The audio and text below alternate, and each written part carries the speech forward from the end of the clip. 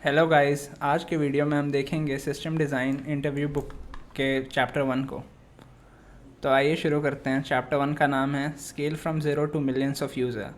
तो इसमें क्या बताया गया है कि हम एक सिंपल से सिस्टम को समझेंगे जो कि सिर्फ एक सिंगल यूज़र के लिए बनाया गया है।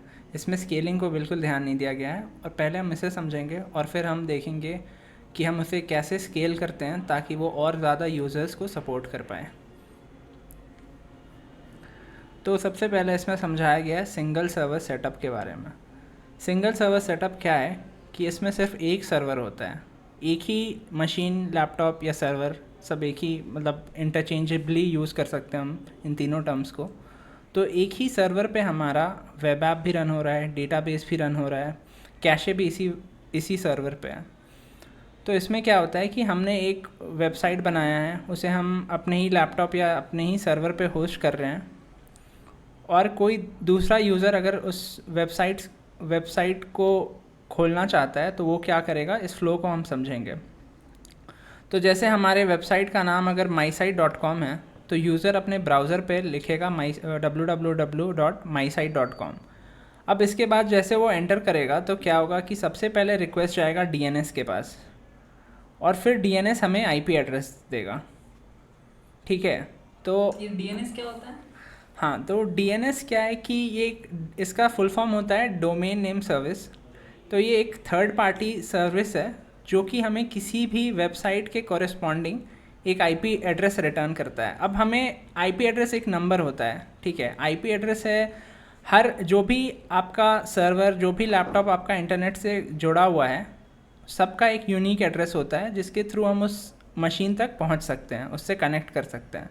तो डीएनएस एक रजिस्ट्री है जिसमें हर डोमेन के कॉरस्पॉन्डिंग आईपी एड्रेस प्रेजेंट होता है।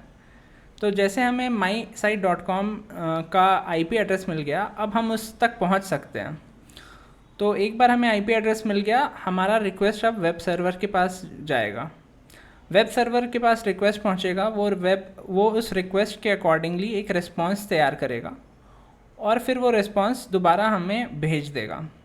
अब ये रिस्पॉन्स जनरली HTML फॉर्मेट का हमें रिस्पॉन्स मिलेगा जिसे हमारा वेब ब्राउज़र डिस्प्ले करेगा और हम फिर उस वेबसाइट को देख पाएंगे। तो इसमें इतना ही बताया गया है, पूरे फ्लो को समझाया गया है। आप इस बुक को पढ़ सकते हैं अगर आप डिटेल में जानना चाहें तो। ठीक है, तो फिर अब हम देखेंगे डेटाबेस के बारे में।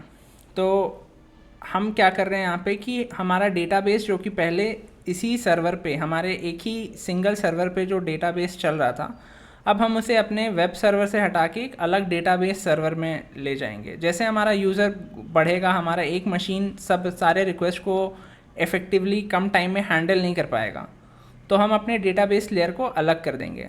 बस इसमें क्या करें कि जैसे आपका MySQL पहले आपके लैपटॉप में चल रहा था, अब आप एक दूसरे सर्वर पे इस MySQL को रन कर रहे हैं, ठीक है। और इससे फ़ायदा ये होता है कि हमारा वेब सर्वर को हम अलग स्केल कर सकते हैं। मान लीजिए कि आपके वेब ऐप में ज़्यादा लोड आ रहा है और उसका कोई हर रिक्वेस्ट डेटाबेस से उसका रिलेशन नहीं है, तो आप वेब सर्वर से डायरेक्ट उसका रिस्पॉन्स भेज सकते हैं। तो इससे हमारे डेटाबेस पे लोड नहीं बढ़ेगा। पर अगर मान लीजिए कि आपका डेटाबेस का ऑपरेशन ज़्यादा बढ़ रहा है पर वेब सर्वर पे लोड कम है, वेब सर्वर पे ज़्यादा हमें प्रोसेसिंग नहीं करना पड़ रहा है, तो आप डेटाबेस लेयर को इंडिपेंडेंटली स्केल कर सकते हैं। तो ये फ्रीडम हमें मिल जाता है। तो ये बताया गया है इसमें कि डेटाबेस को हम लोग कैसे सेपरेट करते हैं हमारे वेब सर्वर से। फ्लो पहले के जैसा ही रहेगा। हमारा जब भी रिक्वेस्ट आएगा, अगर उसमें कुछ भी डेटाबेस से रिलेटेड ऑपरेशन है, तो हमारा वेब सर्वर अब डेटाबेस सर्वर को कॉल करेगा किसी भी, मतलब डेटाबेस रिलेटेड ऑपरेशन के लिए, और फिर वहाँ से जो रिस्पॉन्स मिलेगा उसके अकॉर्डिंगली हमारा फिर रिस्पॉन्स एंड यूज़र के पास जाएगा। अब हमारे पास अब जैसे ही डेटाबेस को हम सेपरेट कर दिए हैं, तो हमारे दिमाग में आएगा कि हम किस टाइप का डेटाबेस यूज़ करेंगे अपने एप्लीकेशन के लिए या वेबसाइट के लिए।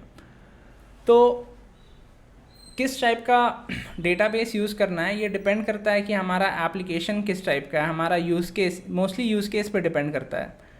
पर अगर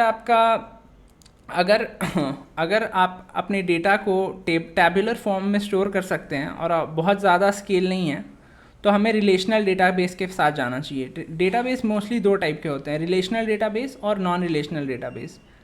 रिलेशनल डेटाबेस क्या होता है कि हम टैब्यूलर फॉर्म में डेटा को स्टोर करते हैं। आपने जैसे माई एसक्यूएल पे अगर काम किया हो या ओरेकल डीबी पे काम किया हो, तो उस पर जैसे हम डेटा स्टोर करने के लिए डिफरेंट डिफरेंट टेबल्स बनाते हैं, वही होता है रिलेशनल डेटाबेस।